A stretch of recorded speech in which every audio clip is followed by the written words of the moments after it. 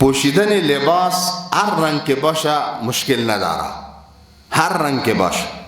خو اما یک قاعده را یاد داشته باشیم، پیامبر ما صلی الله علیه و سلم لعنت میکنه آن زنهایی که خود مشابه مردها جور میکنن و یا آن مردهایی که مشابه چی جور میکنن؟ خدا زن جور میکنن.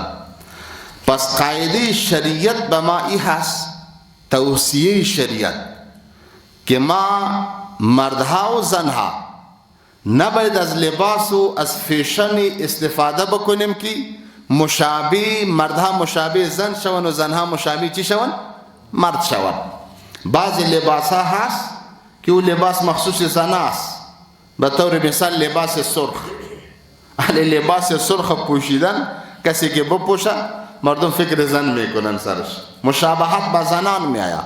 یا یگان فیشن را انتخاب کردن که در سرتم کولا باشه و ریشتم کل باشه و بروتایتم و لباس سیاه را بپوشیده، مردم حیران میمانن که زن است یا مرد. و بس که در زمستان چادرم پوشیده باشه سخت است نه؟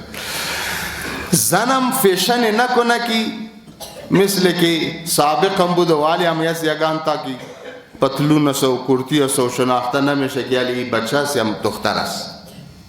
این جواز نیست، روا نیست. اما لباس هر رنگ لباس که باشه به زنان مشکل نداره، خو این نکته را متوجه باشه که خدا مشابه مردها نسازه. کدام لباسی که مخصوص مرد باشه او را نپوشه، به خاطر که مشابه کی نشوه؟